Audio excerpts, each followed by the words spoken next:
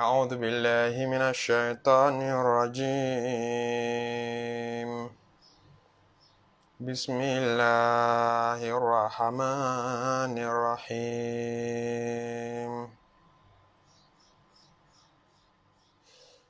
إني عزت بربي وربكم من كل متكبر لا يؤمن بيوم الحساب. إني عزت بربي وربكم أن ترجمون.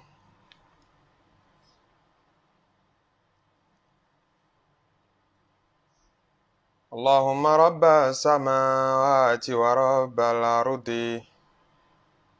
ورب العرش العظيم،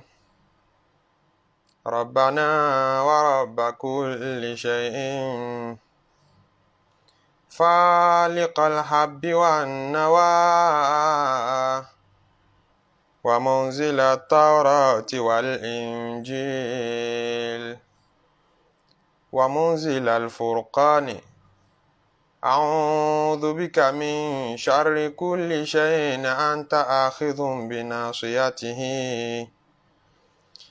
بسم الله الذي لا يضر مع اسمه شيء في الأرض ولا في السماء وهو السميع العليم. اللهم أنت الأول فليس قبلك شيء، وأنت الآخر فليس بعدك شيء،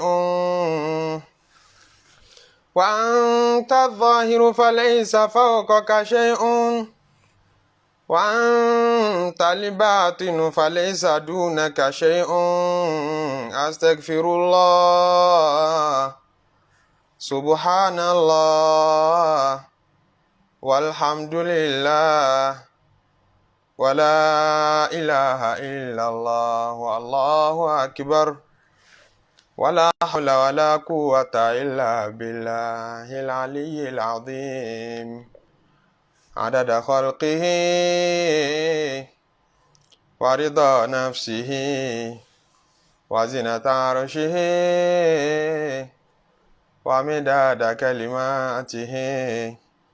اللهم صل وسلم على سيدنا محمد الشفيع المشفع خير خلق الله، وعلى الأنبياء والمرسلين وآلهم وصحبهم أهل الله. Adá ọpẹ́ fún Ọlọ́run, a kí Ọlọ́run ọba tí ń ṣe jẹ ìmú fún wa, a kí Ọlọ́run ọba tí ń tọ́jú wa, tí ń rè wá, a kí Ọlọ́run ọba tí ń rí wa lórí àṣìṣe tí ò tí ì bínú sí wa. A dúpẹ́, a lè dúpẹ́ Ọlọ́run tán nínú oore tọ́lọ́run ṣe fún wa lórí Al-Qur'anu tó fi ránṣẹ́ sí wa nípasẹ̀ Ànábì Muhammadu. A dúpẹ́ oore náà, ṣóun náà lọ́ba tó fi àtàwọ́rá ránṣẹ́ sànàbì Musa, òun kan náà ló fi Ìnjílù ránṣẹ́ sànàbì Ìsá, ní fi àwọn tírà ránṣẹ́ sí gbogbo àwọn ànábì Ọlọ́run nítorí ìfẹ́ tó ní sí wa láti lè fi wá mọ̀nà. A kí ikú iṣẹ́, atọrọ kí Ọlọ́run, atọrọ àánú Ọlọ́run kó lékún fún ànábì Muhammadu. Ìkẹ́ Ọlọ́run, Ọlọ́run àtòrí ajẹ́njẹ́ tán Ọlọ́run kó bá gbogbo àwọn ànábì Ọlọ́run, kó bá gbogbo àwọn ẹni rere tó pawọ́pọ̀ jíṣẹ́ pẹ̀lú àwọn ànábì Ọlọ́run, àti gbogbo àwọn àfáà wa, àwọn òbí tó bí wa sáyé, àti gbogbo àwọn táwa náà tún bí. Àánú Ọlọ́run kó bá gbogbo wa gbé, kó wá bá gbogbo ẹni tí ń wò mí gbọ́ mi nínú ọkùnrin obìnrin ní dédé àkókò yìí. Mo kí gbogbo wa pé assalamu alaikum wa rahmatullahi wa barakatuhu. Ọ̀rọ̀ Ọlọ́run èyí tí kò lópin, tá a ti ẹnubọ̀, tá a ti arabọ̀ láti bí ọdún kan ó lé sẹ́yìn, òun náà ni à ń dára wa lẹ́kọ̀ọ́ ẹ̀ títí tọ́lọ́run fi kádàrá ká láǹfààní àti dé súrátù Yusuf. àti wá ṣe àtẹ̀síwájú àti ìtẹ̀síwájú ọ̀rọ̀ àwísíwájú ọ̀rọ̀ àlàyé ráńpẹ́ tó lè gbé wa wọnú Suratu Yusuf àti bára wa sọ sẹ́yìn. àwa ní ládéhùn pé pẹ̀lú ògo Ọlọ́run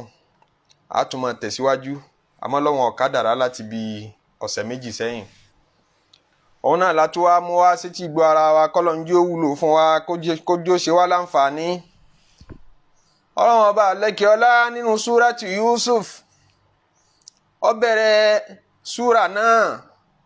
ó ṣíde rẹ̀ pẹ̀lú èyí tọ́jọ́ yìí tó fi ṣíde Suratu Hudu ta kà sẹ́yìn. ó ní alif lam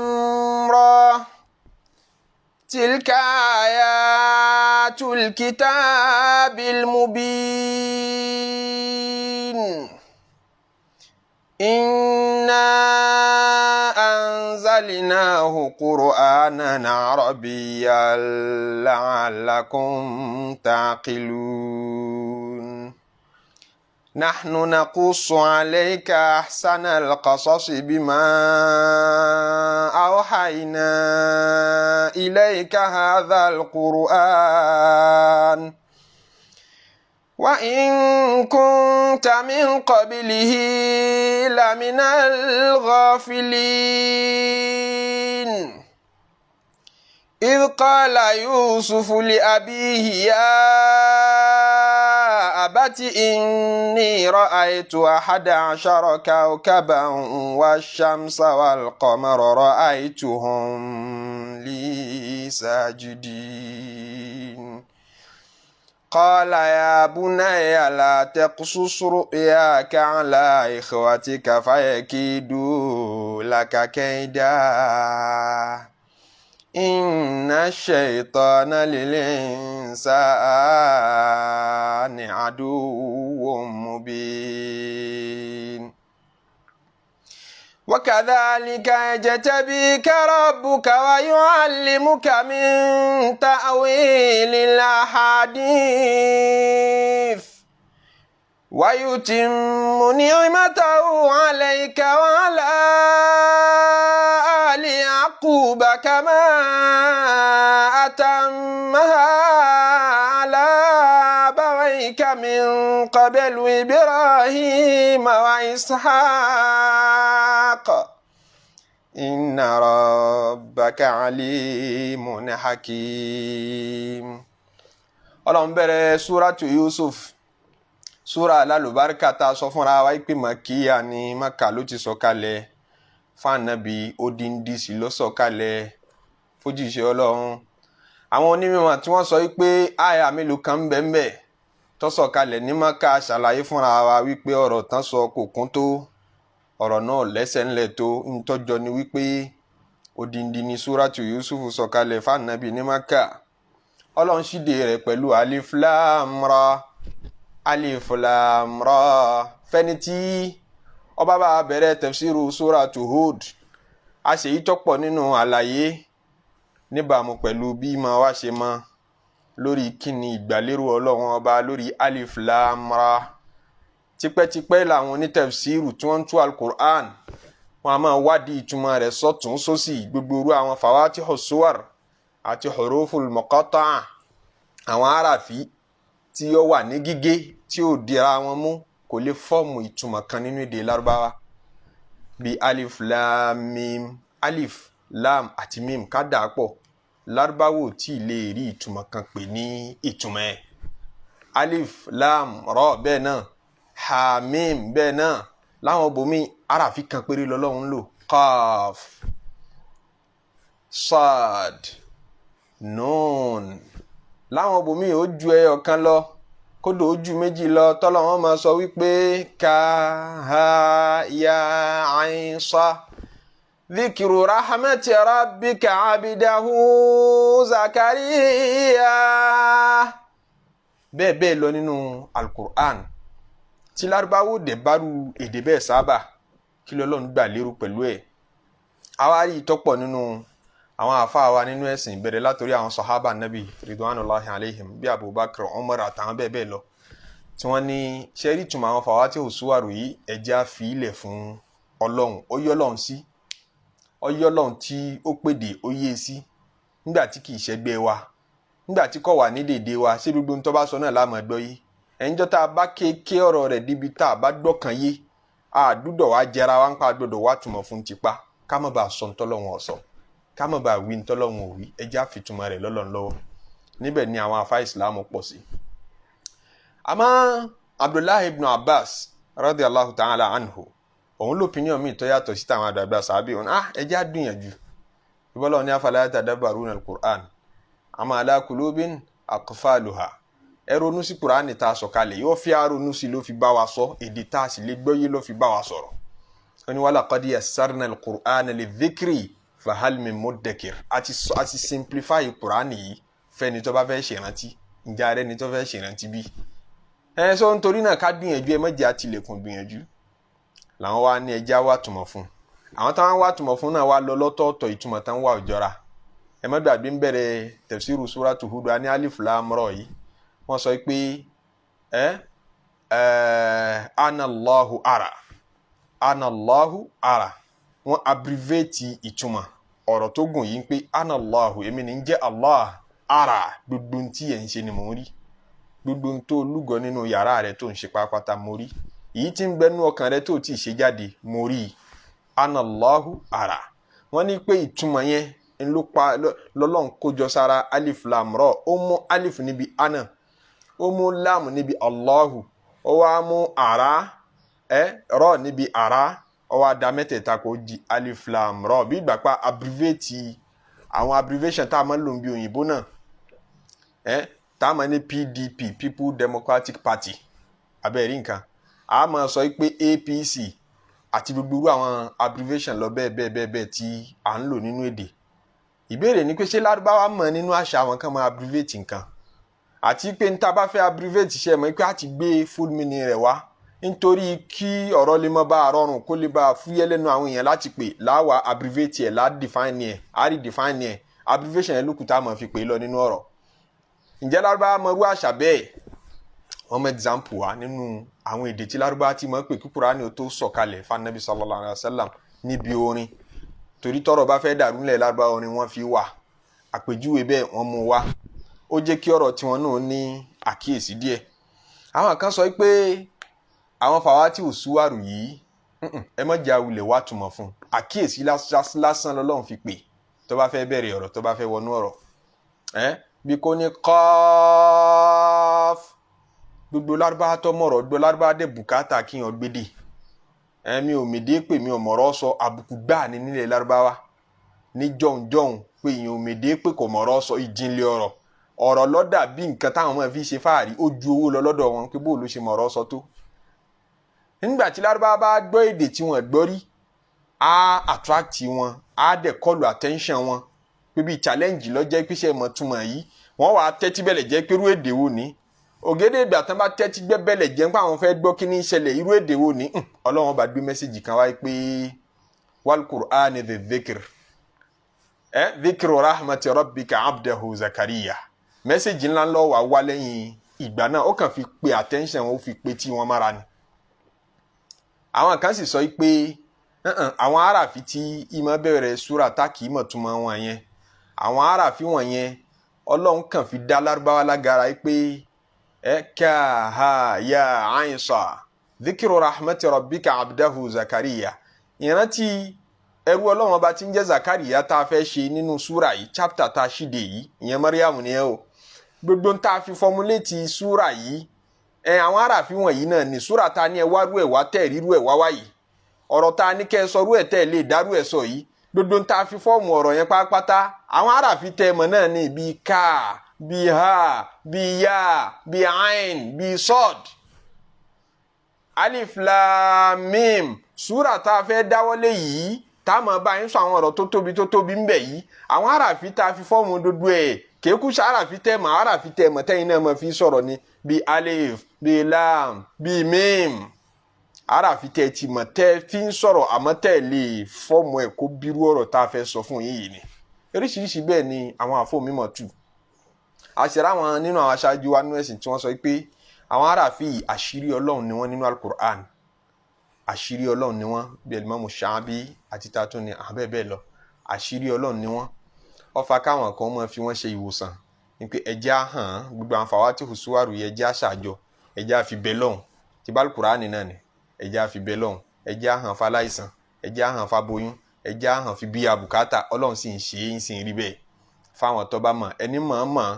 ẹni tí ó mọ̀ ṣe kí ni kọ̀ mọ́ Ọlọ́run wá ní alif lam ra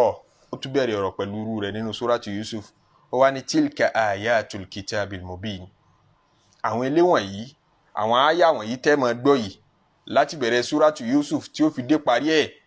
àwọn ni àyà alkitabil mubin àwọn àyà tí ń bẹ nínú tírà alálàyé tírà tí ó sọ̀rọ̀ yanjú tírà tí ò ní sọ̀rọ̀ kọ́dàrú àfẹni tí àìsàn bá ń bẹ nú ọkàn rẹ̀ àìsàn tí ń gbé nú ọkàn tiẹ̀ tẹ́lẹ̀tẹ́lẹ̀ bí bá tún wá ń gbọ́rọ̀ Ọlọ́run ọba ó ṣeé ṣe kó túmọ̀ káìsàn yẹn túmọ̀ lékún sí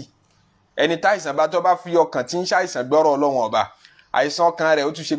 ó ṣeé ṣe kó máa lékún sí nígbà táwọn kan bá ń gbọ́rọ̀ Ọlọ́run ọba tí àìsàn nú ọkàn wọn tí ń bá ń rí wòsàn làwọn kan máa gbọ́ láìsàn nú ọkàn wọn ó tún máa lékún sí. Ọlọ́run sọ nínú súrátù At-Tawbah tí mi ò bá gbàgbé àyà náà tí Ọlọ́run ti ń sọ pé wa idha ma unzila suratun faminhum man yaqulu ayyukum zadatuhu hadhihi imanan nígbà tí súra kan bá sọ̀kalẹ̀ àwọn mùnáfíkí ó máa béèrè pé ta ni àyà ta ni súra yìí lékún ní ìmánì ta ni ìmánì rẹ̀ lékún pẹ̀lú súra tó sọ̀kalẹ̀ yìí amma alladhina amanu ṣẹ́ra àwọn mùmínì òdodo fazadathum imanan ìmánì wọn tún lékún sí gbogbo ọjọ́ tí wọ́n bá ń gbọ́rọ̀ Ọlọ́run ọba tí wọ́n bá ń gbọ́ wá sí wahum yastabshirun àgbọ́dúnú ni wọ́n máa gbọ́rọ̀ Ọlọ́run ọba amma alladhina fi qulubihim maradun àmọ́ àwọn tí àìsàn bá ń bẹnu ọkàn wọn tọ́kàn wọn gbádùn ó ní fazadathum rijsan ila rijsihim náà bá tún ṣe ń gbọ́rọ̀ Ọlọ́run sí lọ́kàn wọn ṣe máa lé sí nínú súrà tá a mú yìí tá a mọ̀ kẹ́kọ̀ọ́ Ọlọ́run ọba ń bẹ ẹ̀kọ́ mímọ́ teachings tó dáa tíyẹn fi gbélé ayé bóun bá ṣe ń gbọ́ ilà akáyà àti ideology tí ò bank tí ò ṣe é ṣẹ̀sìn tí ò ṣe é rí ọ̀nà Ọlọ́run ọba ní ó tún mọ̀ derive níbẹ̀ lẹ́fẹ̀ẹ́ láwọn èèyàn tí wọ́n mọ̀ lo Kùránì fi ayal Kùránì ṣẹ̀rí nǹkan burúkú nítorí pé ayal Kùránì táwọn èèyàn ń gbọ́ tí mọ́ ni wọ́n fi ń lékún ńlá wọn mọ̀ gbọ́ tí ọkàn wọn tún mọ̀ fi lè ṣe Ọlọ́run mọ̀ ṣọ̀kan wa bẹ́ẹ̀ Ọlọ́run wa ní alkitabil mubin ní Kùránì yìí tírà tí mọ̀ ṣàlàyé tálàyé dẹ̀ mọ̀ clear ni inna anzalnahu qur'anan arabiyyan awala sọ kalẹ̀ láti lè jẹ́ Qur'an arabiyyan pẹ̀lú èdè Lárúbáwá la'allakum taqiluna bóyá lè ṣe làákàyè ìyẹn ni pé kẹ́ lè ṣe làákàyè la'alla tọ́lọ̀ ń bá sọ fẹ́ fi confirm ọ̀rọ̀ ni ọ̀rọ̀ Ọlọ́run kọjá bóyá la'allakum taqilun a sọ kalẹ̀ kẹ́ lè ṣe làákàyè ẹ̀ tá a bá sọ kalẹ̀ pẹ̀lú èdè míì ọmọ Lárúbáwá sọ yìí pé àgbédè tọ́lọ́run fi sọ kalẹ̀ ni àwọn Yorùbá lọ́lọ́run bá sọ̀rọ̀ nígbà tọ́lọ́run kúkú ti rí pàwà Yorùbá Ọlọ́run bá fi Lárúbáwá sọ kalẹ̀ arẹ́dí àti gbà lọ́wọ́ Lárúbáwá àmọ́ tọ́lọ́run bá fi Yorùbá sọ kalẹ̀ ọmọ Lárúbáwá ní kọ̀ọ̀kan àwọn ẹ̀sìn Yorùbá ni la'allakum ta'qilun ẹlẹ́ẹ̀kejì ni pé súrà yìí chapter tá a ṣíde rẹ̀ yìí ìtàn Yusufu lọ́lọ́run fẹ́ pa ń bẹ̀ Yusufu kẹ̀dẹ̀rẹ́ kò sọ Lárúbáwá ń jọ tí ń bẹ láyé kì í sọmọ Lárúbáwá tọrọ ma anabi Yakubu ni ọmọ Israẹli ni Yakubu tó ń jẹ́ Israẹli gẹ́gẹ́ òun ni bàbá tó bí Yusufu tóun náà ń jẹ́ ọmọ fún Isahaku ń jẹ́ ọmọ fún Ibrahima anabi Ibrahim tó bí Isahaku àti Ismailu lọ́lọ́ gbélé Lárúbáwá òun ló wá gbé Maka ló gbé ti àwọn Lárúbáwá ló fi ń jẹ́ mustaribu tó gbé pẹ̀lú àwọn Lárúbáwá tán jẹ́ àríbà tán náà ń bọ̀ láti ilẹ̀ Yaman àbí gbogbo lẹ́mí tí àwọn onítàn bá sọ pé wọ́n ti ń bọ̀ wá àwọn ni wọ́n sọ Ismailu di Lárúbáwá tí ń túmọ̀ sí pé original Ismailu kì í ṣe Lárúbáwá ajẹ́já sí pé anabi Ishaku kì í ṣe Lárúbáwá anabi Yakubu tó bí kì í ṣe Lárúbáwá Yusufu ọmọ rẹ̀ náà wọn kì í ṣe Lárúbáwá if not ọmọ Israẹli náà bá jẹ́ wọn bá claim pé Lárúbáwá làwọn anabi Yusufu wá ṣe Lárúbáwá wá fẹ́ pìtàn gbésí ayé ẹ̀ àti gbogbo ń tọ́ sọ tí wọ́n ṣe fún un àti conversation bí Yusufu ṣe sọ bó ṣe dá wà nínú ẹ̀wọ̀n nígbà tó ṣe wá sí báyìí ó wá wí báyìí fún ìyàwó ọ̀gá rẹ̀ náà wá wí báyìí ọ̀gá rẹ̀ náà wá wí báyìí gbogbo èdè yẹn ṣe mọ̀ pé kì í ṣe èdè Lárúbáwá ńjọ́ tí ṣẹlẹ̀ ń ṣẹlẹ̀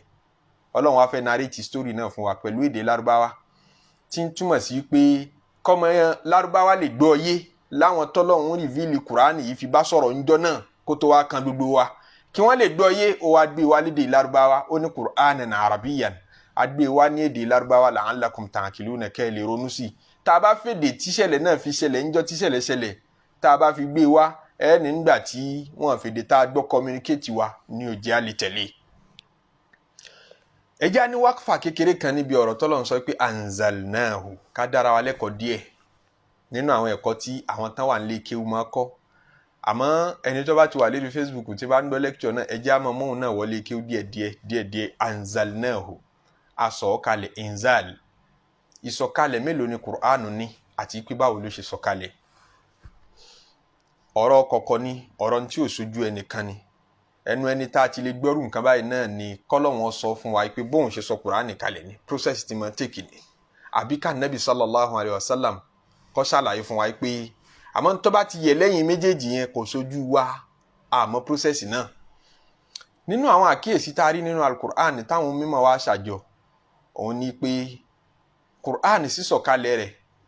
ó fẹ́ dàbí ìgbà pé méjì ló sọ̀kalẹ̀ fa Nabi sallallahu alayhi wa sallam.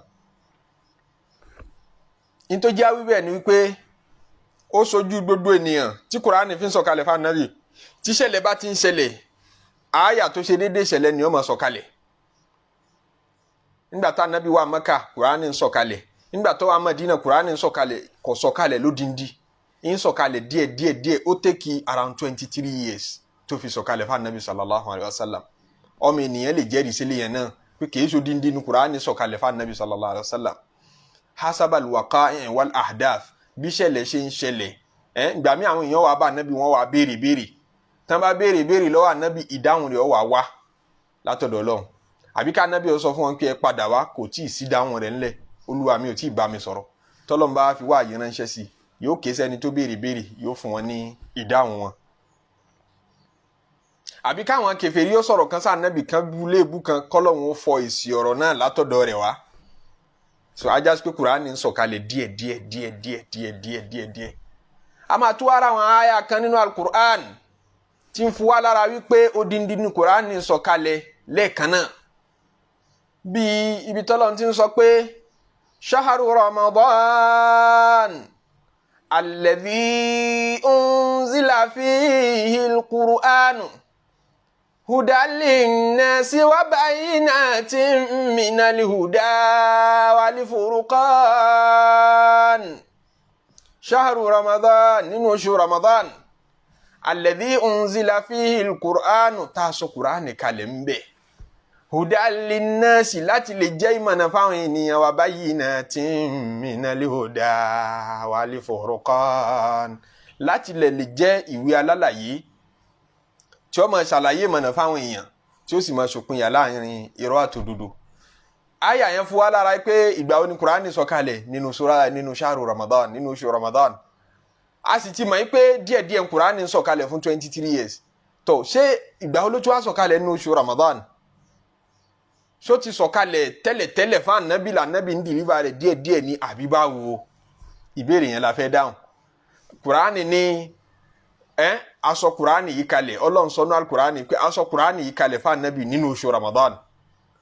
a sì wá rí gbogbo sàábé fẹ́yìn júrí pé díẹ̀díẹ̀ Kùránì ń sọ̀kalẹ̀ fún 23 years. ó sì tún nínú oṣù Ramadan la sọ̀kalẹ̀ ìbẹ̀ǹbẹ̀ tó sọ̀kalẹ̀ nínú Shawwal ìbẹ̀ǹbẹ̀ tó sọ̀kalẹ̀ nínú Zulqada ìbẹ̀ǹbẹ̀ tó sọ̀kalẹ̀ kódà l'Arafah lásìkò hajj tá Ànábì ṣe hajj lọ nínú Zulhijja èyí tó parí àyà al-yawma akmaltu lakum dinakum Arafah ló ti sọ̀kalẹ̀. ìbẹ̀ǹbẹ̀ tó sọ̀kalẹ̀ láàrin ọ̀nà Mẹ́kà sí Madina irú Suratul Fatihi ìbẹ̀ǹbẹ̀ tó sọ̀kalẹ̀ ní Khaybar ìbẹ̀ǹbẹ̀ tó sọ̀kalẹ̀ nígbà tán darí bọ̀ ojú ogun Tabuku. tó ayé tí Kùránì ti sọ̀kalẹ̀ àsìkò tí Kùránì sọ̀kalẹ̀ yapa ara wọn Ọlọ́run sì ní a sọ̀kalẹ̀ ní oṣù Ramadan. ó tún sọ ń bomi wípé kódà ó tún wà more specific pé kìí ṣe nínú oṣù yẹn gan-an entirely la fi sọ Kùránì kalẹ̀ òru kan la sọ kalẹ̀. ó ní inna anzalnahu fi laylatin mubarakatin inna kunna mundhirin. ìyẹn nínú Suratu Dukhan àyà kẹta kọ́. ó ní a sọ Al-Qur'ani yìí kalẹ̀ fi laylatin mubarakatin lóru kan tó jóru alálùbáríkà òru kan ló lóhun tó fi sọ Kùránì kalẹ̀. Bó la ṣe fẹ́ harmonize understanding yìí pẹ̀lú understanding tó sọ fún wa pé 23 years ní Kùránì fi ń sọ kalẹ̀ díẹ̀díẹ̀ fún Ànábì sallallahu alayhi wa sallam. wọ́n tún ní inna anzalnahu fi laylatil qadr, àwa la sọ Kùránì yìí kalẹ̀ lóru laylatil qadr. Ó wá jẹ́ kí àwọn àfóòmí máa lọ sí ọ̀nà méjì. Àwọn kan sọ pé Kùránì yìí ẹ̀ẹ̀mejì ló sọ̀kalẹ̀. Ìsọ̀kalẹ̀ kínní láti inú Lawhul Mahfuz, inú ìwé tí Ọlọ́run dọkumẹ́ntì gbogbo nǹkan sí, tọ́lọ́run kó gbogbo ìmọ̀ síbẹ̀, Ọlọ́run kó gbogbo information síbẹ̀, tó ẹ́ sí pé òun náà làkọ́kọ́ ẹ̀dá tọ́lọ́run kọ́kọ́ dá. Ní pé Ọlọ́run dá alkalam, kálámì tá a fi ń kọ nǹkan, ó sì dá wàhálà tí wọ́n kọ nǹkan sí. Ó yá wá sọ fún kálámù yìí pé máa kọ. Ó ní máa aktub, kí ni kí n kọ? Ó ní uktub kulla ma huwa kainun, máa kọ gbogbo ní tí ó ṣẹlẹ̀. Láti ìgbà náà Kùránì ti wà, ó ti wà lákọọ́lẹ̀ nínú Lawhul Mahfuz, nínú ìwé tí gbogbo kádàrá tí gbogbo ètò ayé pátápátá wà, Kùránì wà ńbẹ̀. Ìsọ̀kalẹ̀ kíní wá ní ìsọ̀kalẹ̀ tí ń bọ̀ láti inú Lawhul Mahfuz nínú wàhálà náà tí ń wá ń sọ̀kalẹ̀ sí sánmọ̀ ilé ayé, sánmọ̀ tó wà ń tòsí wa yìí, sánmọ̀ tó next sí ilé ayé nínú gbogbo sánmọ̀ méjèèje tí wọ́n gbéra wọn pọ̀n, tí wọ́n ń jẹ́ àtibákan, tí wọ́n ń jẹ́ ìpele ìpele, sánmọ̀ tó kángun sí erí ilẹ̀, wọ́n rìvíìlì Kùránì wá síbẹ̀ ńbẹ́ńbẹ́. Ìsọ̀kalẹ̀ kíní nìyẹn. Wọ́n ní òun ló ṣẹlẹ̀ nínú Ramadan, òun ló ṣẹlẹ̀ lóru Laylatul Qadr, tí òfin ní máa dá làákàyè ẹni tí bá ń gbọ́ láàmú pé nígbà tá a ló sọ̀kalẹ̀ lóru Laylatul Qadr, tẹ́tí wá ní ó sọ̀kalẹ̀ in areas fún 23 years, ó sọ̀kalẹ̀ díẹ̀ láwọn àsìkò tí ó jọra wọn, bó la ṣe fẹ́ gbọ́ yí papọ̀. Ó sọ̀kalẹ̀ láti inú Lawhul Mahfuz, ó sọ̀kalẹ̀ sí sánmọ̀ ilé ayé ní òru Laylatul Qadr nínú oṣù Ramadan. Ibn Abbas, sàábì Ànábì pàtàkì, òun ló gbé àlàyé yẹn jáde fara yìí. Ibẹ̀ lọ́pọ̀lọpọ̀ àwọn àfáà Ìsìlámù wá lọ nínú àgbọ́yé wọn. A máa ráwọn àfáà kọ̀ọ̀kan bí Imamu Sha'abi àti bẹ́ẹ̀ bẹ́ẹ̀ lọ, táwọn sọ pé rárá, ìsọ̀kalẹ̀ tí Al-Qur'ani sọ̀kalẹ̀, ìsọ̀kalẹ̀ kan náà ni. Ẹ̀gbọ́n mi, ìsọ̀kalẹ̀ kan náà ni. Àwọn tán sọ alákọ̀ọ́kọ́ tí wọ́n ló ti kọ́kọ́ sọ̀kalẹ̀ sí Baitul Izzati, ìyẹn sánmọ̀ kínní. Wọ́n ní gbogbo ìgbà tí Olúwa bá fẹ́ rìvíìlì àyà kọ̀ọ̀kan fún Ànábì Muhammad sallallahu alayhi wa sallam, tó bá fẹ́ fi ránṣẹ́ sí, yóò wá gbé Jibrilu dìde. Ọlọ́run wá communicate àyà náà fún Jibrilu máa mú bọ̀ wá fún Ànábì sallallahu alayhi wa sallam. Àwọn tí wọ́n á ní rárá, àwọn àyà tó sọ pé sọ̀kalẹ̀ lóru Laylatul Qadr, tó sọ̀kalẹ̀ ní oṣù Ramadan yẹn, àwa la gbọ́ wọn yé dáadáa. Wọ́n ní nítorí wípé díẹ̀díẹ̀ tí Kùránì ń sọ̀kalẹ̀ fún Ànábì, tí àwọn kèfèrí ń sọ pé wa qala alladhina kafaru lawla nuzzila hadha al-Qur'anu jumlatan wahidatan kadhalika linuthabbita bihi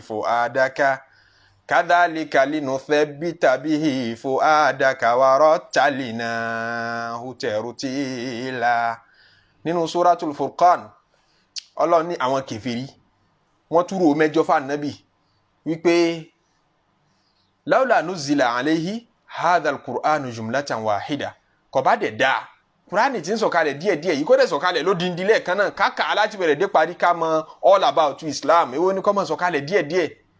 Àwọn kèfèrí sọ bẹ́ẹ̀ níjọ́ náà. Ọlọ́run wá fọ̀ wọ́n lésì, ó ní kadhalika, àṣẹ bẹ́ẹ̀ linuthabbita bihi fu'adaka, tèbí nítorí ká lè fi Kùránì yìí múlẹ̀ nu ọkàn rẹ ni. Bí bá ń sọ̀kalẹ̀ díẹ̀díẹ̀, ìwúlò rẹ̀ ó dájú kó sọ̀kalẹ̀ lẹ́ẹ̀kan náà lọ. Tó bá sọ̀kalẹ̀ lẹ́ẹ̀kan náà, ọmọ ènìyàn bá nǹkan pàdé ńbẹ̀ tí wọ́n ní eléyìí ó tóbi jù, á lè lò, òfin yìí ti pọ̀ jù. Àmọ́ ká mú wá díẹ̀ bí tí yàrá Aisha sọ. Ó ní law kana awwalu ma nazala la tashrabul khamra laqala an-nasu la nada'ul khamr. Tó bá yẹ sí pé ntọ́lọ́run kọ́kọ́ sọ̀kalẹ̀ nínú Kùránì ní pé ẹ̀yin èèyàn látẹ̀ní lọ ẹnìkan ò gbọ́dọ̀ mutí mọ́. Níjọ́ tọ́lọ́run kọ́kọ́ fẹ́ sọ̀rọ̀ ọtí, prohibition ló fi bẹ̀rẹ̀ pé ẹ̀yin èèyàn látẹ̀ní lọ ẹ gbọ́dọ̀ mutí mọ́. Laqala an-nasu la nada'ul khamr. Àwọn èèyàn yarí pé ẹ sọ nǹkan míì nínú ẹ̀sìn yìí o, èmi ò lè ju ọtí lẹ̀. Nítorí àwọn èèyàn ti wà well into ọtí mímu nígbà náà. Ọtí mímu ó ti bá àwọn èèyàn sábà ju bó ṣe yẹ lọ. Ọlọ́run wá yatadarraju fil inzal, Ọlọ́run tadarraja fil inzal, ó ń sọ̀kalẹ̀ díẹ̀díẹ̀ ó kọ́kọ́ sọ yìí pé ó kọ́kọ́ sọ̀rọ̀ ọtí kò yín kò bù ó ní tattakhiduna minhu sakaran ẹ máa mú nǹkan ẹ máa derive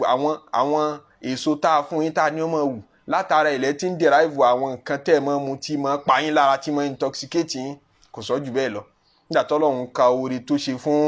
àwọn ọmọ ènìyàn kò jù bẹ́ẹ̀ lọ ní Mákà lélẹ́yìn ti sọ̀kalẹ̀ nígbà tó yá ọlọ́run ní ọtí ẹ̀ṣẹ̀ ń bẹ ń bẹ àǹfààní ń bẹ ń bẹ wà ìthmuhuma akbaru min naf'ihima wọ́n ń béèrè lọ́wọ́ wa Muhammadu nípa ọtí mímu àti tẹ́tẹ́ títa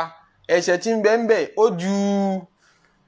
àǹfààní ibẹ̀ lọ àǹfààní ń bẹ ń bẹ o àmọ́ ẹ̀ṣẹ̀ ń pẹ́ ni tí bá ń tọ́tí náà ṣàmìkì owó ń bẹ yóò kọ́lé òun náà yóò lọ́lá ẹni bá mu tí ó ṣeéṣe kó mu kó gbádùn oorun ó ṣeéṣe kó ní ẹ́nájì kí eegun rẹ̀ le àwọn àǹfààní pẹ́pẹ́pẹ́ ibẹ̀ náà nù àmọ́ ẹ̀ṣẹ̀ tẹ́ kàn ń bẹ ó ju àǹfààní tẹ̀ mú ń bẹ lọ. ó tún wá ní la taqrabu salat tẹ́ bá ti fẹ́ kírun ẹ má mutí mọ́ wa antum sukara nígbà tẹ́ ẹ bá ti wà intoxicated tó ti ń pa yín hatta ta'lamu ma taqulun títí tẹ́ fi mọ́ tẹ́ ń ṣe ní kẹ́ tó wá kírun. ìyẹn náà tún kọjá stage yẹn tún kọjá dodo bí àwọn àṣẹ yìí ṣe ń wá ní para wọn rẹ ní gbéra wọn mi ní para wọn rẹ ní gbé ara wọn mi tọ́lọ̀ tí wàá padà sọ pé innamal khamru wal maisir wal ansab wal azlamu rijsun min amali shaytan fajtanibu ọtí tẹ́tẹ́ gbogbo ẹ̀ bẹ́ẹ̀ lọ gbogbo ẹ̀ pátápátá ìwà àṣetánì ni iṣẹ́ àṣetánì ni ẹ jìnà sí wọn entirely lódindi ó ṣẹ̀ṣẹ̀ wá sọ pé ẹ má débẹ̀ mọ́ ó fi eléyẹn pa gbogbo tàtẹ̀yìnwá rẹ àmọ́ díẹ̀díẹ̀ ni nígbà tọ́lọ́run ti ń kọ́kọ́ sọ kí ẹ má mú mọ́ tẹ́ bá fẹ́ kírun iná làwọn èèyàn ti ń pẹ́ àti ń bá mú lẹ́yìn àyílà yóò sì mọ pa mítà lásàrì ó fi dé jẹ́ ń sọ di ẹ̀yìn àlásàrì tí ń bá kí mú lẹ́yìn àlásàrì ó ṣeéṣe kọ́ tí ìṣẹ́kù lára mi nígbà tí mọ́gìrìbì ó bá fi dé jẹ́ ń sọ dẹ́yìn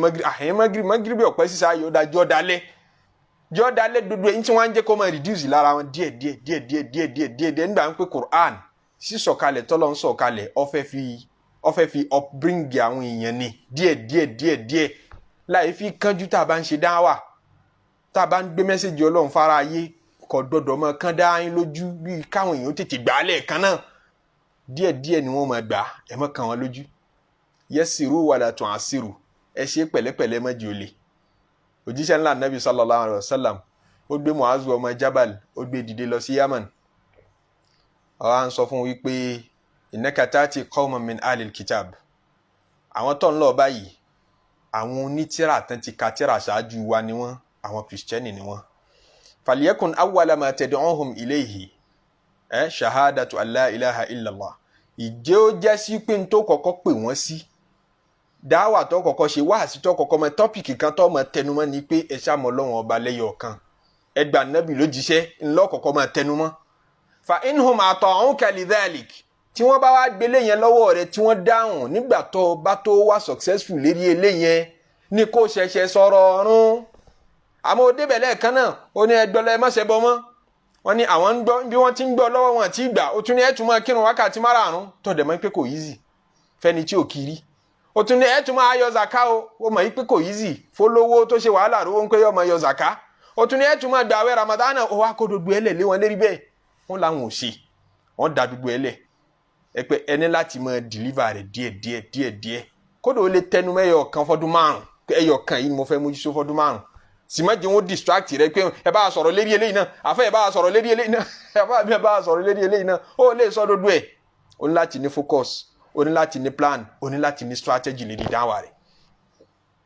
ìyàwó Aisha ní law kana awwalu ma nazala la tashrabul khamra la qala an-nasu la nada'ul khamr tó bá yẹ sí pé ìtọ́ ọkọ̀ sọ̀kalẹ̀ nínú Kùránì ní kẹ́ni kan gbọ́dọ̀ mutí mọ́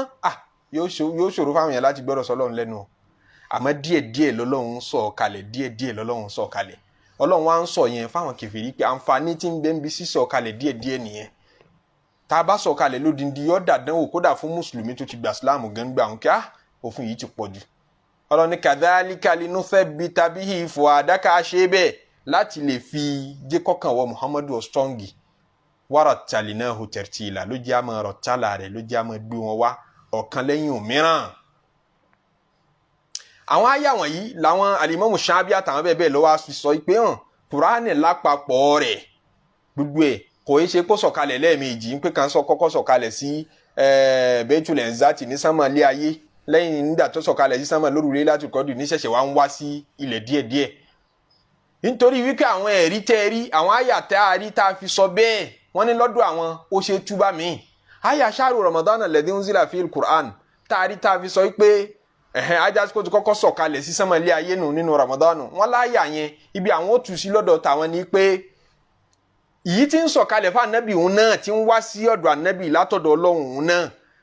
inú Ramadan làkọ́kọ́ rẹ̀ kọ́kọ́ bẹ̀rẹ̀ sí ní sọ̀kalẹ̀ láyà yẹn ní àyà náà Suratul Baqara àwọn mẹ́rin pé shahru Ramadan nínú oṣù Ramadan alladhi unzila fihi al-Qur'an èyí tá a bẹ̀rẹ̀ sí ní sọ Qur'an kalẹ̀ ń bẹ́ẹ̀ ṣe túnu pé kìí so díndín ní Ọlọ́run gbà lérò tẹ́fì máa lọ tu pé sánmọ̀ ilé ayé ló sọ̀kalẹ̀ sí ló díndín tá a bẹ̀rẹ̀ sí ní sọ Qur'an kalẹ̀ ń bẹ́ẹ̀ òun náà ló ṣe àyànú Suratul Qadri pé inna anzalnahu fi laylatil qadr àwa la sọ Kùránì yìí kalẹ̀ lóru Laylatul Qadr ẹ tú wípé àwa la bẹ̀rẹ̀ sí ní sọ Kùránì kalẹ̀ nínú òru Laylatul Qadr. inna anzalnahu fi laylatin mubarakatin inna kunna mundhirin àwa la sọ kalẹ̀ nínú la bẹ̀rẹ̀ sí ní sọ kalẹ̀ lóru alálùbáríkà kan láti fi kìlọ̀ fún gbogbo aráyé kí bá ṣe tu nù báwọn ṣe tu lọ́dọ̀ tiwọn nù àmọ́ yìí tí ọ̀pọ̀lọpọ̀ àfáà ìsìláàmù dúró lé lérí òun ni wípé alukur'an ìsọ̀kalẹ̀ rẹ̀ ó kọ́kọ́ sọ̀kalẹ̀ sí Baitul Izza láti inú Lawhul Mahfuz ó sọ̀kalẹ̀ sí sánmà ilé ayé lẹ́yìn ìgbà náà ìsọ̀kalẹ̀ ẹlẹ́yọyọ wá bẹ̀rẹ̀ tọ́lọ́run wá ń sọ̀kalẹ̀ láti ìgbà tí anabi sallallahu alayhi wa sallam tí malaika Jibrilu ti bẹ̀rẹ̀ sí ní máa yọjú sí òjíṣẹ́ ńlá anabi sallallahu alayhi wa sallam èyí sọ kalẹ̀ níbàámu pẹ̀lú ìṣẹ̀lẹ̀ níbàámu pẹ̀lú ìgbà àti kí ló relevant lásìkò kọ̀ọ̀kan. Ọlọ́run wá sọ pé nahnu naqussu alayka ahsanal qasasi bima awhayna ilayka hadhal Qur'an wa in kunta min qablihi laminal ghafilin. Nahan àwọn Ọlọ́run ọba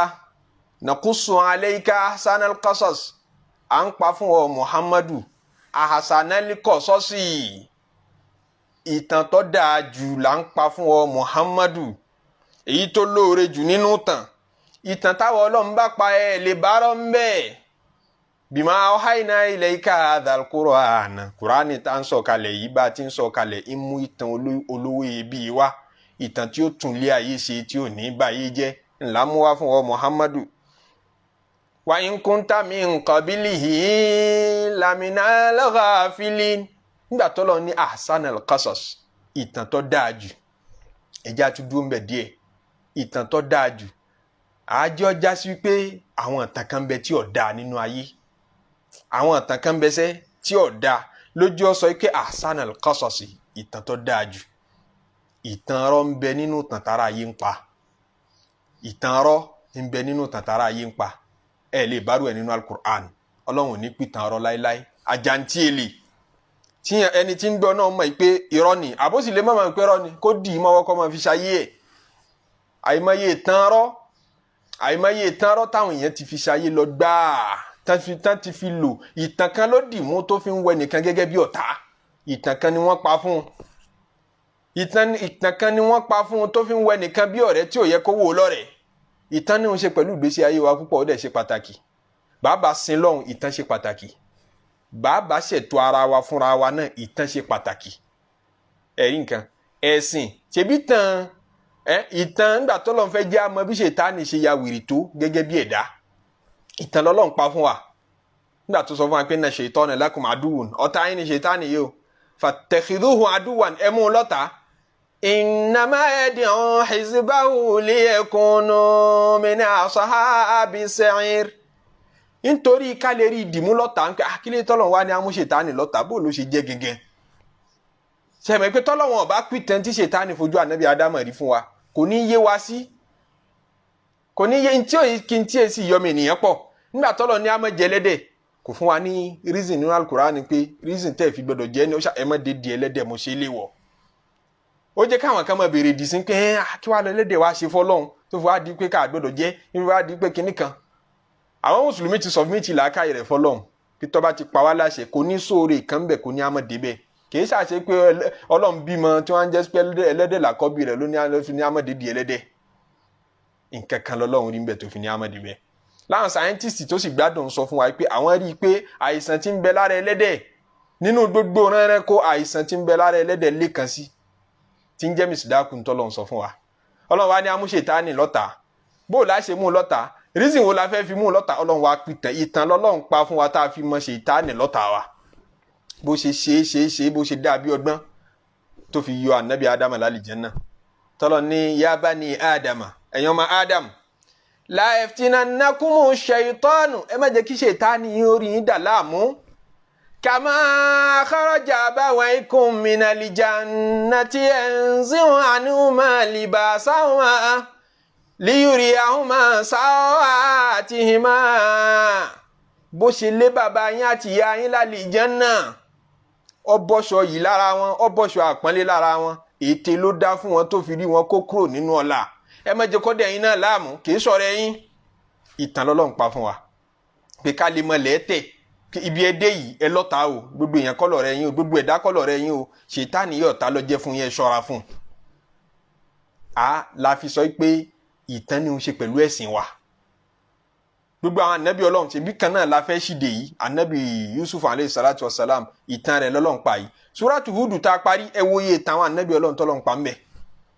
láti lè kọ́gbọ́n láti lè kẹ́kọ̀ọ́ gbogbo táwọn ànábì ọlọ́run dàtà abádẹ̀ tí ń gbọ́ àmú òye ń bẹ̀ ń tọ́ra àríkọ́ṣe wọn jẹ́ fún wa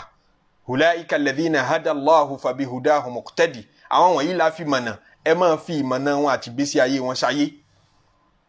ìtàn Nábì Muhammadu sallallahu alaihi wasallam ẹ̀kọ́ ńláńlá ni fún wa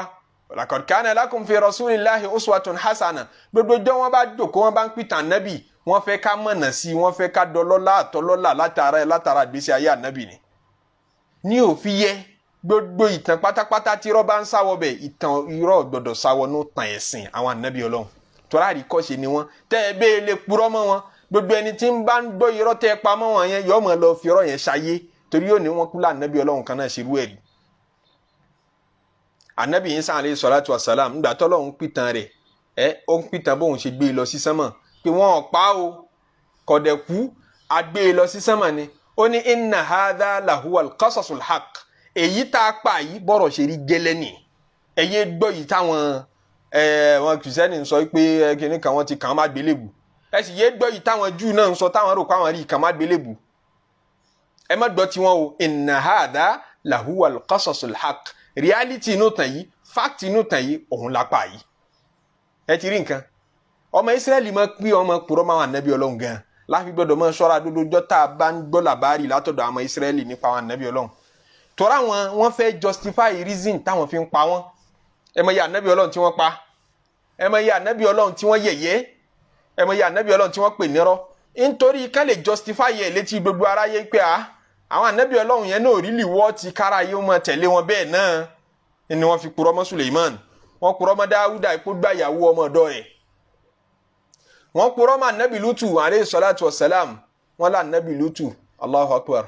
wọ́n lá ànábì Lútù àwọn ọmọ rẹ̀ bìnrin méjèèjì ńgbà tọ́lọ́run kó wọn yọ tí ó pa àwọn ìlú wọn rẹ̀ ìlú Gòmórà rẹ̀ tán àwọn ọmọbìnrin méjèèjì rẹ̀ wá rọ ọlọ́tí yó àwọn ọmọbìnrin méjèèjì ara wọn ò lélẹ̀ mọ́ wọ́n ní bùkátà sọ́kùnrin kò sí sọ́kùnrin kankan tòsí bàbá wọn nìkan náà lọ́kùnrin wọ́n á rọ ànábì Lútù alayhi salatu wassalam wọ́n rọ ọlọ́tí yó ń jọ́ kínní ìyí ọmọbìnrin kínní tó jẹ́gbọ́n ló bá bẹ̀rẹ̀ sí ní kọlu bàbá wọn wá bá a láṣepọ̀ tó fi lóyún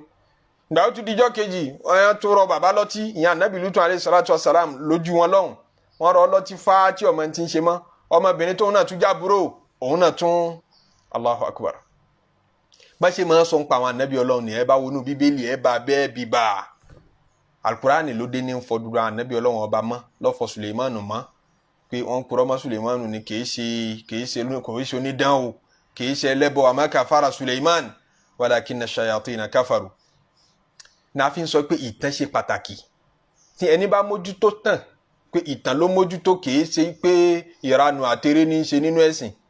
ní tí ò ní jẹ́sìn ó bàjẹ́ náà wọ́n mójútó nítorí pé ẹ̀sìn ní ń ṣe pẹ̀lú ìtàn ní ń ṣe pẹ̀lú ẹ̀sìn ìtàn wa ní ń ṣe pẹ̀lú ìgbésí ayé wa náà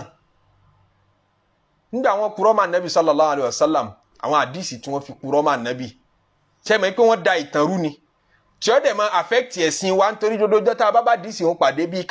kátẹ̀lé ní ọmọ ṣe wá gẹ́gẹ́ bí òfin tọ́lọ̀ ń ṣiṣẹ́ àtàṣẹ tọ́lọ̀ ń ti pa pé ẹ tẹ̀lé Muhammadu ẹ wò ó kọ́ ṣe ẹnìkan wá dé wá hun irọ́ kan máa nàbí sallallahu alayhi wa sallam lẹ́sẹ̀ àbó hun rọ́ máa wọn sàhábà lẹ́sẹ̀ jẹ́ mọ̀ pé nítorí ní pé ká tẹ́wọ́ gbà ká máa lò ó bí ẹ bá ṣe yí pé àbá wá díẹ̀ dáadáa pé ṣé tàn rọ́ nìtàn yìí àbí tàn dodo ni àwọn yẹn purọ́ máa nàbí Muhammad náà lọ gbáà nítorí ìdí tọ́pọ̀ tí ò jọra kódà àwọn kan ti torí nípa àwọn nífẹ̀ẹ́ ànábì wọn purọ́ mọ́ wọn ní àpurọ́ mọ́ à ń purọ́ fún un ni àpurọ́ mọ́ à ń purọ́ fún un ni nígbà tó dò rere kan táwọn èèyàn fẹ́ há Kùránì mọ́ ni wọ́n á hun àwọn àdìsí kan lọ gbáà fún pàtàkì kíyàn máa há Kùránì ẹni bá há Kùránì tó bá dijọ́ àlìkìyámà wọ́n gbé sórí àga kan ọ̀gá gan gbogbo èèyàn máa wá wò ó gbogbo kinní kan wọ́n á gbé adé kan sí lórí ẹ ti wá rí i pé àjàntì èlé ní eléyìí èyí ṣe tẹ́ ẹ parú rọ́bà yẹn náà káwọn èèyàn ó lè há Kùránì ni àwọn èèyàn ò mójútó Kùránì mọ́ ẹni bá ṣe báyìí Ọlọ́run fẹ́ fún un ní nǹkan báyìí ẹni bá ṣe báyìí Ọlọ́run wàá fún un láti pèlè ẹ̀san kan tọ́pọ̀ tó báyìí nítorí àti ṣe wáàsí láti jèrè ọkàn àwọn èèyàn àwọn kan purọ́ mọ́ Ànábì sallallahu alayhi wa sallam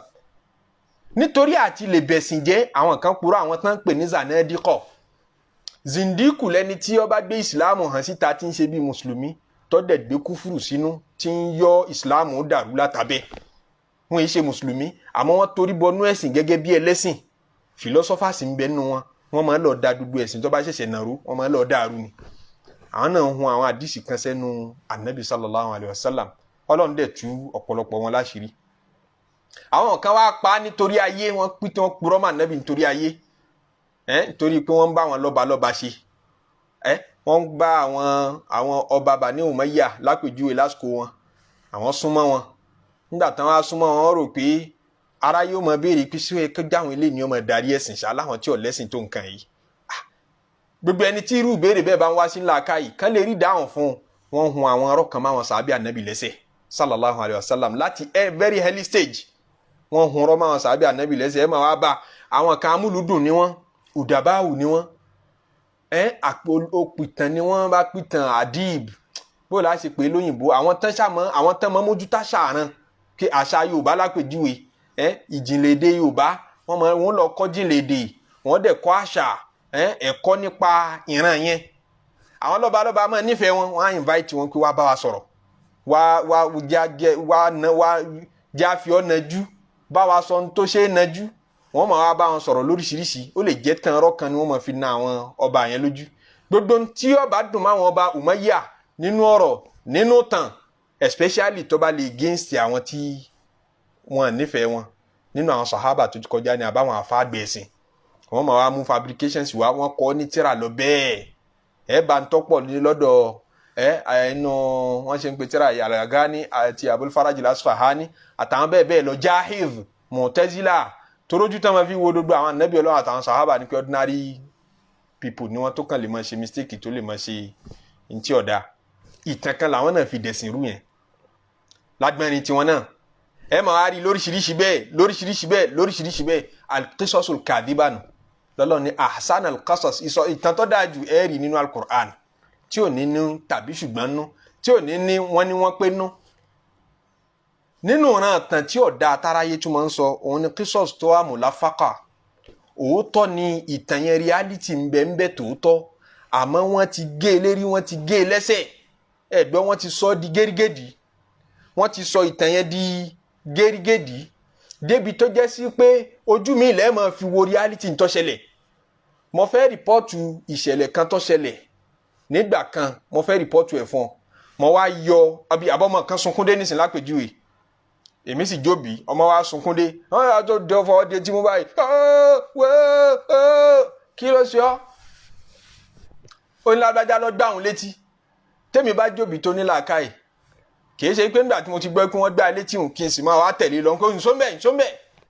ní tó kàn ní pé kí ló ṣe fún un tó fi gbá ọ létí torí sítórì tó sọ fún mi yẹn ó ti gé sítórì ọ̀kan lè bẹ̀rẹ̀ láti bí ìgbátí ó ní n tó ní láti ṣáájú ìgbátí tí ó justify ìgbátí yẹn pé ẹyọ kan ló wá gbá ọ ìṣọ́nbẹ̀ kó tún gbá ọ sí ó lè jẹ́ mi gan nítorí mú ìṣọ́nbẹ̀ pé ó yá tún fún un nígbàtí kan sí bóyá n tó ṣe justify kí wọ́n gbá létí. Àwọn oníjà sábà máa lóru kíṣọ́ọ̀sì mùláfákà àti kánrẹ́ ìtàn kan ṣe ní gẹ́rígẹ́dì wọn sábà máa lo against ara wọn tán bá ń jà. Ẹnìkan ó rojọ́ tí ń bá ń rò báyìí mọ̀ gbádùn yóò kọ́kọ́ ṣàdúrà fún gbogbo ẹ̀yin tẹ́ fẹ́ dájọ́ náà. Wọ́n sọ fún yín pé tó bá a ti ń rí nìyẹn o, ẹjọ́ tí èṣe tí Ọlọ́run ò ní kó bá yín o, Ọlọ́run ní jẹ́ ká yóò dín tí èṣe tí yín mọ́ yín lẹ́sẹ̀ yín náà mọ́ sàmí ọ̀fẹ́ tó ṣẹ́ yín ni. Ọ̀pọ̀lọpọ̀ àwọn alábòsí máa ń ṣe máa bẹ̀rẹ̀ ẹjọ́ nù, yóò wá bẹ̀rẹ̀ láti máa sọ kíṣọ̀ yẹn, yóò máa sọ dúdú ẹ̀, yóò máa favour side ẹ̀. Jẹ́jẹ́ ni mo wọlé o, mo sì bá a tó gbé kíní dání o, lágbájá o, kíní tó gbé dání yìí o, ó sì gbé sórí. Ẹ̀yin tẹ́ bá mẹjọ́ dúró mọ̀ ní gbogbo òhò tó ń fi sí fún wa yìí náà, ṣó o fi sí nígbà tí ọ̀ ń sọ̀rọ̀ lẹ́ẹ̀kan, ọdọọdún fi gbogbo àwọn yẹn sí lẹ́gbẹ̀ẹ́ láti lè tún ìtàn yẹn láti lè tún present fún yín. Bóyá nígbà tó wọlé bóyá jáde mọ́ bóyá pariwo sọ̀rọ̀ ó kí n fún sọ̀rọ̀ ni. Àwọn nígbà tó ti kankẹ́ dájọ́ yóò máa ṣètàn yẹn lẹ́sọ̀ọ́, yóò máa wọ́n mi sí lẹ́gbẹ̀ẹ́, yóò máa wọ́n mi sí lọ́tún lósì káàkiri bẹ́ẹ̀. Àwọn ẹlẹ́jọ́ máa lò ó fúnra wọn. L'Ànábì sallallahu alaihi wasallam fi ní innakum takhtasimuna ilayya, ní ṣàì máa gbọ́ra yín yé tẹ́ máa kẹjọ́ wá bá mi. Wala'alla an yakuna ba'dukum alhana bi hujjatihi min ba'd, sì máa mẹjọ́ rò jura yín lọ. Máa mẹjọ́ rò jura yín lọ. Ẹni tí ń bá dájọ́ àrí fún tó bá sì mọ̀lẹ́mí rẹ̀ pẹ́ bí lòun jẹ, iná mo pín fún ọ̀hún o tọ́ dìyà rẹ̀ tó bá dijọ́ àkìyàmọ̀. Torí Ànábì ò gbọdọ̀ fi wá yìí dájọ́ oníjà. Ọlọ́run ọba fi wá yìí ránṣẹ́ pé ẹni tó jẹ̀bi ni kó jàre ni kó wọ́n mọ̀. Gbogbo tá a bá ń pè ládájọ́ kò gbọdọ̀ fi mọ́ tiẹ̀ dájọ́. Evidence sí ẹ̀yin méjèèjì ni ọmọ wò. Níbo la ti wá ní pé àwọn ẹlẹ́jọ́ máa ń lo kíní against ara, kódà àwọn journalist náà máa ń lò ó, àwọn olóṣèlú máa ń lò ó. Òótọ́ ni tí wọ́n ń sọ wọn pìtàn rọ́, àmọ́ wọ́n ti rẹ́ níbì kan, wọ́n ti rẹ́ níparí, wọ́n ti rẹ́ lọ́wọ́ àárín, wọ́n yọ kíní kan kúrò ńbẹ̀ tí ó jẹ́ kẹ́ ẹ máa wo ẹjọ́ náà bí ìgbà pé lágbájá ló jẹ̀bi òun dẹ̀ ló jàre. Àjọ mo ti bẹ̀rù àwọn journalist ní ìṣẹ̀lẹ̀ kan tó ṣẹlẹ̀ nínú haramu Madina. A wà nínú mọ́ṣáláṣí Madina ńjọ́ náà. Ó wá jẹ́ ìjọ Maulid Rabiul Awwal, ìjọ kejìlá, ìjọ táyé máa sábà tọ́pọ̀lọpọ̀ máa celebrate Maulid, ìjọ kejìlá Rabiul Awwal níṣẹ̀lẹ̀ náà ṣẹlẹ̀. Nírọ̀lẹ́ lẹ́yìn alásàrì a wà nínú mọ́ṣáláṣí. Àwọn tó bá fẹ́ wà ní halqa, ẹni tó bá fẹ́ wà ní rawdọ̀, ńjọ́ náà rawdọ̀ máa kún gan-an tẹ̀ ní rí kò ní gba èrò ẹ̀ ní ráyè ńbẹ̀. Ìyẹn rawdọ̀ tí ibi tí wọ́n sin Ànábì sallallahu alaihi wasallam sí àti mímbàrí àárín méjì tí ń bẹ́ẹ̀ wọ́n ń pè rawdọ̀. Tọ́ ńlá àwọn kan bá dé wọ́n ń pe báàbù kan ní báàbù salam. Gbogbo ẹni bá ti dé Madina tó dé mọ́ṣáláṣí aráàmùrí, gbogbo tẹ́ ẹ bá fẹ́ wọlé tẹ́yìn tẹ́ jọkùnrin tí èso obìnrin o, tẹ́ ẹ bá fẹ́ wọlé láti wá sálámà níbi sàárẹ̀ Ànábì, ó níbi tẹ́ bá wọlé báàbù salam wọ́n máa pè, ó dẹ̀ ti níbi tẹ́ bá jáde. Ó ti létò tí gbogbo èèyàn ti mọ̀. Làwọn kan bá to line, wọ́n bá pọ̀ wá láti opposite ibi táwọn exit side ni wọ́n tò wọlé wá síbi sàárẹ̀ Ànábì. Wọ́n wá ń pariwo kọ́bùrù nábì, kọ́bùrù nábì, kọ́bùrù nábì. Kí ni irú àwọn èèyàn olè lè tán fẹ́ dé tòru yìí? Ariwo la ṣàgbọ́ wíwíwíwí nígbà tá a fi gbọ́ àwọn ọlọ́pàá ti dìde sí wọn. Torí ìjọba Saudi náà ti máa ń mọ̀ yìí pé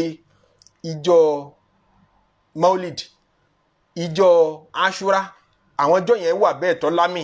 tó ní òun ṣe pẹ̀lú life Ànábì sallallahu alaihi wasallam. Tèrò mọ́ pọ̀ ní haramu Madina.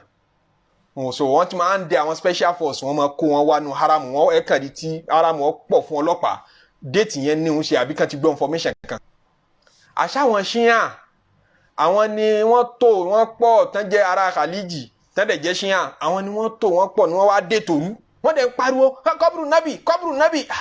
Gbogbo ibi táwọn yẹn ń bá wọlé, exit tán bá jáde làwọn fẹ́ gbà wọlé. Wọ́n sá dé tò yẹn rú. Haramu dàrú ńjọ́ náà, wọ́n lé gbogbo wọn fẹ́ mú wọn.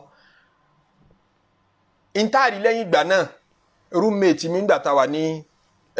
school, ìjọ kejì kẹta, òun láì kíkọ́ mọ́ ká gbogbo news nǹkan kan tí ń ṣẹlẹ̀ lágbàáyé. Ló bá fi news kan hàn mí láti Iran lọ́hùn.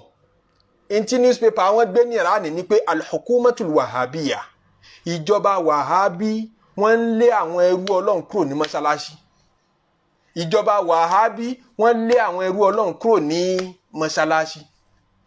Ẹ sọ fún mi, ṣé n tán sọ yẹn ṣé kò dòótọ́? Nítorí pé àwọn tó fẹ́ da mọ́ṣáláṣí yẹn rú ṣẹ́ mọ́ kí wọ́n lé wọn tòótọ́. Wọ́n lé wọn. Ẹrú Ọlọ́run náà sì ni wọ́n. so ìjọba wàhábí lé àwọn ẹrú Ọlọ́run kúrò ní mọ́sálásí bẹ́ẹ̀ ni àmọ́ kí ni ń ṣẹlẹ̀ bọ̀ wá látẹ̀yìn tí ń ṣẹlẹ̀ bọ̀ wá látẹ̀yìn nípa àwọn tẹ́ pè lẹ́rú Ọlọ́run yìí wọ́n fẹ́ da mọ́sálásí rú ni wọ́n fi ní láti lé wọn mú ó sojú wa bẹ́ẹ̀ ṣe máa rí táwọn journalist yóò máa da ayé rú nìyẹn bàbá ń ka newspaper mọ́ trust yẹ o máa fi ìlàjì làákàyè ni wọ́n máa fi ka dodo tó máa ń kà mbẹ́ torí ẹni tó kọ́ ọmọ tí wọ́n ti sanwó kan fún kó tó kọ́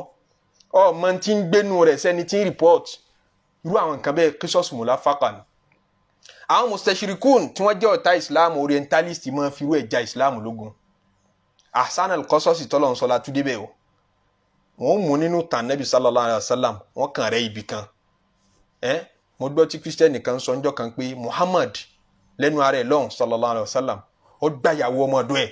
ń báyàwó ọmọdọ́ rẹ̀ sùn ṣe é mọ̀ pé ẹ wo bó ṣe rẹ́ fact yẹn ọ̀rẹ́ lọ́tún ọ̀rẹ́ lọ́sì ọ̀rẹ́ lọ́wọ́ àárín nítorí ẹ̀ṣẹ̀lẹ̀ ọ̀tọ̀ wọ́n pè sàábì Ànábì sallallahu alayhi wa sallam kan ní Zaid ibn Haritha yẹn ọmọ ọ̀dọ̀ ló jẹ́ fún Ànábì ọmọ ọ̀dọ̀ ni ó jẹ́ fún Ànábì sallallahu alayhi wa sallam kí wọ́n tó ṣe hijira wá sí Madina láti Maka gbogbo láìfù ẹ̀ pátápátá Ànábì ní fi ń tẹ̀lé ní fi ń jọmọ ọ̀dọ̀ gan fún yẹtọ̀ sí pé já Ànábì Ọlọ́run ń tẹ̀lé Ànábì Ọlọ́run ó tún wá jọmọ ọ̀dọ̀ ní tó dòun àtànábì pọ̀ ní pé ọ̀gá àtọmọṣẹ́ ọ̀gá àtọmọ ọ̀dọ̀ Ànábì wá kó Zaid ibn Haritha Ànábì fa àmàrà dáadáa ó dẹ̀ràn lọ́wọ́ nù gbèsè ayé ẹ̀ tọ́pọ̀ ìgbà tí Zaid ibn Haritha ó máa rí ó fẹ́ ìyàwó kan wọ́n ń pè ní Zainab ìyẹn Zainab bintu Jahsh ìjà wá ṣẹlẹ̀ láàrin àwọn méjì wọ́n yìí gbọ́ra wọn yé rárá Ànábì parí ìjà fún wọn láyé ìgbà náà dẹ̀ ni wọ́n ń pe kíní kan tàbání ní pé mo lọ́mọ ọ̀dọ̀ àbí mo fẹ́ sọ ọmọ kan dọ́mọ kì í dẹ̀ sọmọ mi biologically mo á fẹ́ jẹ́ kí alágírímẹ́ǹtì pé látẹ̀ní lọ èmi ni mo jẹ́ bàbá rẹ ọmọ jẹ́ ọmọ fún mi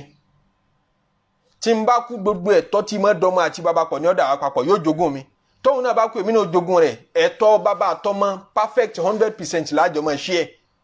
àmọ́ ẹ̀jẹ̀ ọ̀dà wa papọ̀ èmi kọ́ mo bí ọmọ tàbá náà rẹ ni mo sọ ọ́ dọ́mọ wọ́n máa ṣe irú ẹ̀ nínú culture àwọn Lárúbáwá nígbà náà àwọn yẹn máa ń pe Zaidu yìí ní Zaidu ibn Muhammad ó kọ́ tán máa ń pè ní ẹ̀ Zaidu ọmọ Muhammad sọ́ọ̀nìmù ẹ̀ wọ́n ti sọ ó kọ àwọn Nabi sallallahu alayhi wa sallam di sọ́ọ̀nìmù fún Zaid àmọ́ Nabi kọ́ ló bí nígbà tí Zaidu ibn Haritha bàbá rẹ̀ gẹ́gẹ́ tó bí real father rẹ̀ Haritha ni o àmọ́ Zaidu ibn Muhammad kálukú ń pè nígbà tí Zaidu ọwà kọ Zainabu lẹ̀ tá Nabi nǹkan ẹ má kọra yín lẹ̀ tá Nabi àwọn pa ó ti sú Zainabu ó ti sú Zaidu náà wọ́n fọ́ọ̀sì wọn papọ̀ ni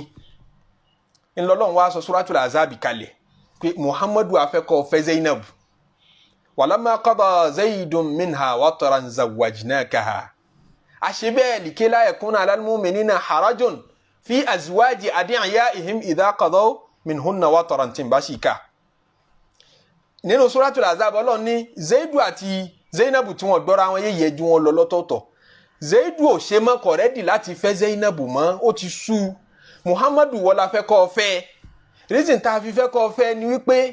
gbogbo àwọn tí wọ́n mọ pọmọ tí kì í sọmọ wọn lọ́mọ afẹ́rẹ́ relationship yẹn látẹ̀ní lọ ud'uhum li abaihim ẹ máa pé kálukú pẹ̀lú orúkọ bàbá rẹ̀ huwa aqsatu indallah òun gangan ló ṣe déédéé lọ́dọ̀ Ọlọ́run ma kana muhammadun aba ahadin min rijalikum Muhammad ṣe bàbá ẹni kankan nu yín o kì í ṣe bàbá Zaidu walakin rasulallah òjíṣẹ́ Ọlọ́run ni yẹn pé kí Zaidu yẹ lọ ẹyẹ pé Zaidu ibn Muhammadu mọ́ Zaidu ibn Haritha ó kọ bàbá rẹ̀ ní ẹ máa fi pé kò sí ti ń jẹ́ tàbání mọ́ ní Islam fi dégbélé kí ọmọ kan kó lóun adopt ọmọ ní adoption tí ó jẹ́ kí ọmọ yẹn máa bí ẹ sọ́ọ̀nì mu ẹni tí kì í ṣe sọ́ọ̀nì mu ẹ̀ pẹ̀lú àgbọ́yé pé bàbá mi náà rèé bọ́ bá kú yín jogún ẹ̀ kò sí yàtọ̀ láàrin mi àti àwọn tán jọmọ bíbí inú rẹ̀ Islam dógun tì í ó dáa kí wọ́n lè mọ̀ yí pé adógun tí finally Muhammad wọn náà lákọ̀ọ́kọ́ fi ṣe case study ó yá fẹ́ Zainab torí pé life Ànábì lápapọ̀ into film preach ni historical life ẹ̀ gẹ́gẹ́ preach fún wa kí ní bẹ́nu Quran ó yàwọ̀ gẹ́gẹ́ kó lè jẹ́ sample fẹ́ Zainab yìí kó má bàa máa ṣòro fún gbogbo àwọn mùmínì láti máa fẹ́ àwọn ìyàwó àwọn àdìyàwó wọn àwọn tí bá ń bí ẹ̀sọ́ ní ìmú wọn tí ń jókòó wọn tí wọ́n èdè ẹ̀ṣọ́ wọn bíbí inú wọn. ṣé àmọ́ pé detail lásọ yìí ẹnìkan wá mú ó sọ pé Muhammadu gbàyàwó ọmọ ọ̀dọ̀ rẹ̀ ṣé ti wá ríbi tí bó ṣe rẹ́ fáàtì yẹn lọ́tún tọ́rẹ́ lọ́sì tẹ́ pé ẹ̀yin náà máa rí òótọ́ díẹ̀ ńbẹ àmọ́ wọ́n ti rẹ́ lórí wọ́n ti gé lẹ́gbẹ̀ẹ́ ìyàwó ọmọ ọ̀dọ̀ rẹ̀ náà ní Zainabu yìí tòótọ́ bẹ́ẹ̀ ṣáà Nábì gbá ìyàwó ọmọ ọ̀dọ̀ rẹ̀ ni irú nǹkan bẹ́ẹ̀ wọ́n máa fi ja ẹ̀sìn lógun gan àwọn mustashriku náà lórú ẹ̀ wọ́n lórú ẹ̀ gan la Nábì sallallahu alaihi wasallam fi ní nadarallahu mru'an kọ́lọ̀ ń bá ń sànú ẹnìkan ìtutù ojú kọ́ bá sẹ̀mí àmọ̀kọ́ọ̀láti tó gbọ́rọ̀ ẹnu mi wàwà áhà ọdẹ gbé sórí ọha wọ́n àdáhà kàmọ́ sẹ̀mí àhà ọdẹ ń dìlíva rẹ̀ exactly bó ṣe gbọ́ lẹ́nu mi gan torí tó bá ti ní kó wọn mọ̀ fìtumọ̀ gbé kalẹ̀ àbí kó wọn mọ̀ fa ìdí àkàn gbé kalẹ̀ pé ok generally ntí tó dà pé ń sọ náà ni ara yóò sì gbọ́ torí ntí wọ́n gbọ́ yé ń bẹ̀ ló fi ń gbé fáwọn èèyàn kì í ṣe exactly ntá Nabi sallallahu alaihi wasallam sọ reality ni kẹ́ ẹ mọ̀ present fara yìí ẹnìkan bí mi béèrè kanjọ́ kan ìkan nínú àwọn àbúrò wa ó lóun gbọ́ ọ̀rọ̀ kan o àdìsí Ànábì kan sallallahu alaihi wasallam tásìkò bá ti lọ jù wọ́n ní Ànábì njọ́ kan wọn àtàwọn sàhábà rẹ̀ wọ́n jáde ebi ń pa Ànábì sallallahu alaihi wasallam Abubakar wá dé ọba Umaru pàdé ní ọ̀nà níbo ló ń lọ mò ń lọ mọ́ṣáláṣí lọ́dọ̀ Ànábì ni ṣé ò sí láburú kò sí táwọn jẹ nílé náà ni ebi yẹn pọ̀ Umaru ní ebi náà ló gbé èmi náà jáde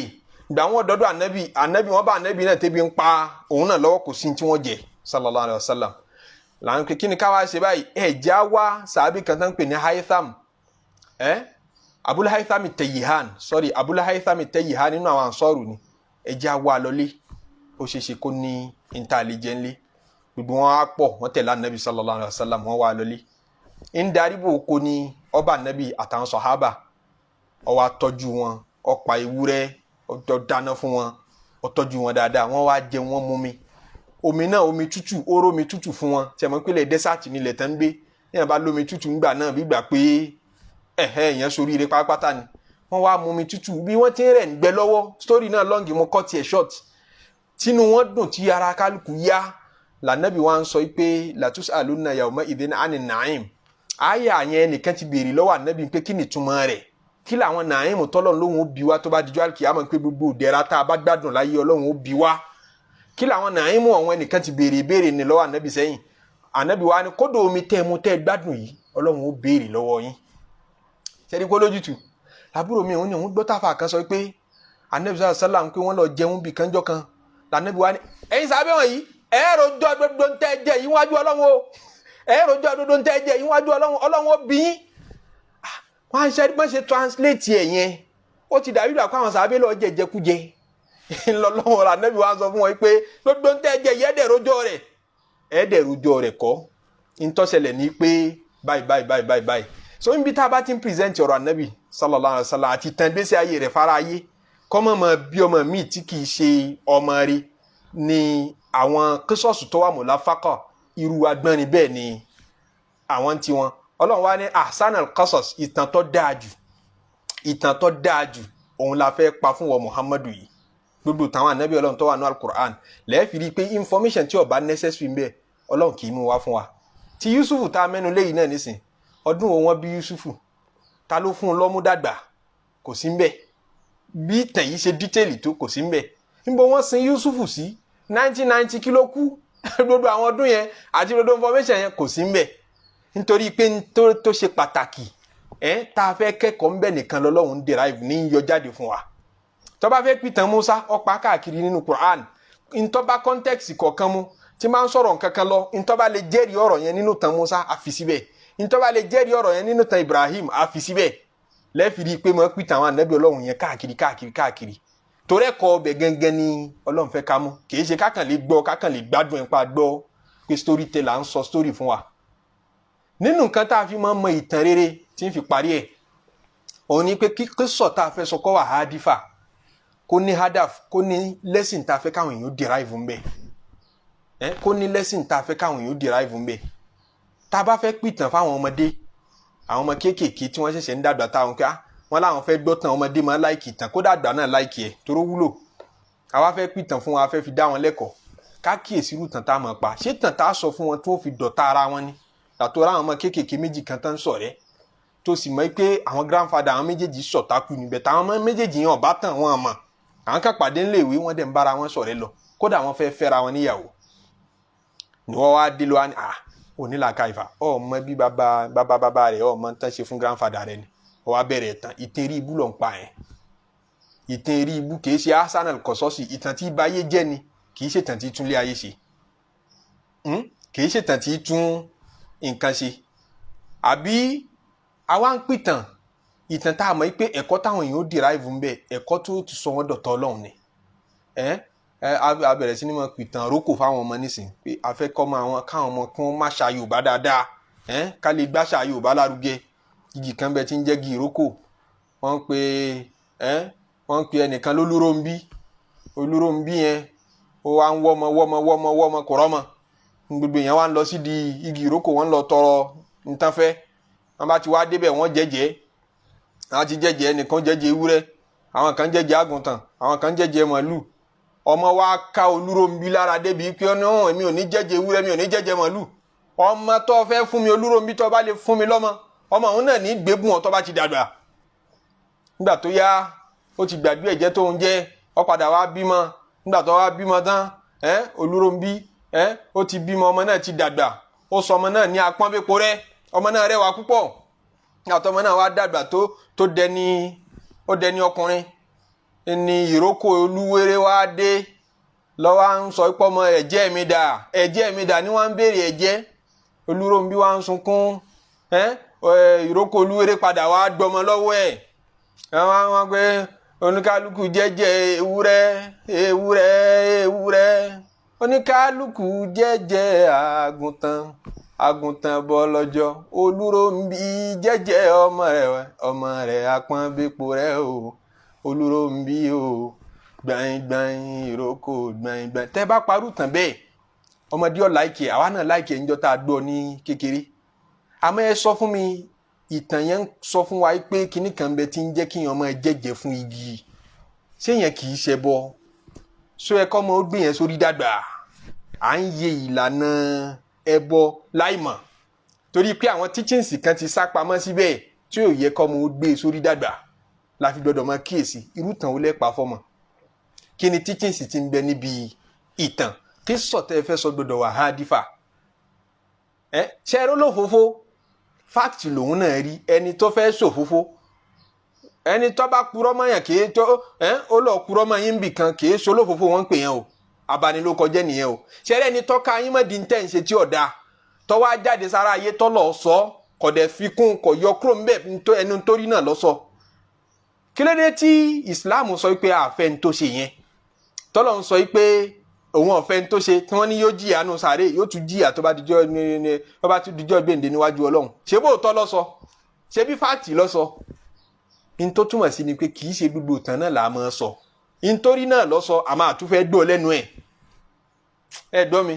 ẹni tí ń ṣòfófó àbẹ́ni tí ń túni láṣìírí nítorí náà ní ń sọ àmọ́ àfẹ́ gbọ́ lẹ́nu ẹ̀ nítorí pé kíníyàn lọ́mọ tó fẹ́ bí tó tayọ ọmọ burúkú ó fẹ́ bímọ burúkú sí ọkàn àwọn èèyàn ni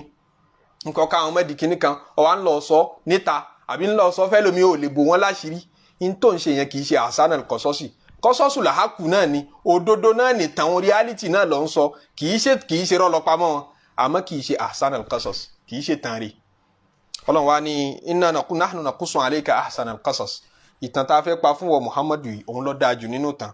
bima awhayna ilayka hadha al-Qur'an bá ti ń sọ Qur'an kalẹ̀ fún ọ wa in kunta min qablihi lamina al-ghafilin ṣé bí tẹ́lẹ̀tẹ́lẹ̀ rí ìwọ Muhammadu náà gbogbo ń ta fẹ́ sọ yìí ìwọ náà mọ̀ tẹ́lẹ̀ ó yẹ kára Mẹ́kà àti gbogbo mùsùlùmí àti gbogbo kèfèrí ayé tí ń ja Kùránì níyàn ó yẹ kí wọ́n máa wò yẹn náà pé Muhammad tán sọ yìí kò bá Nábì Yusuf lò gbà kò dẹ̀ wá gbélé Jerusalem kò dé ilẹ̀ ayédobi tó ti lọ kọ́rù tàn yìí kò lè kọ́ níbi kankan Lárúbáwá ni kò gbédè míì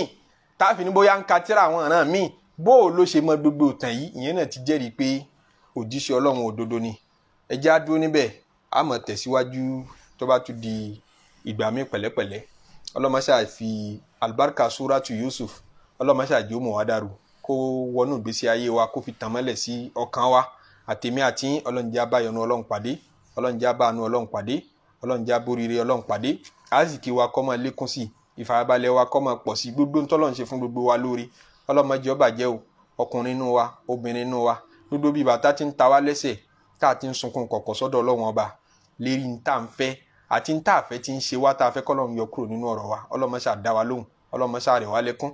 Ọlọ́run jẹ́ aráyé ṣe jẹ́ ara kìyàmọ̀ ṣe jẹ́ àṣẹ ẹ̀mí gígùn jẹ́ àṣẹ àlùbáríkà tá a bá dénú sàárè jẹ́ bá rọrùn pàdé ńbẹ̀ jẹ́ bá àforíjì Ọlọ́run pàdé ńbẹ̀ bá bá di ijọ́ kan yìí tábọ̀ Ọlọ́run rojọ́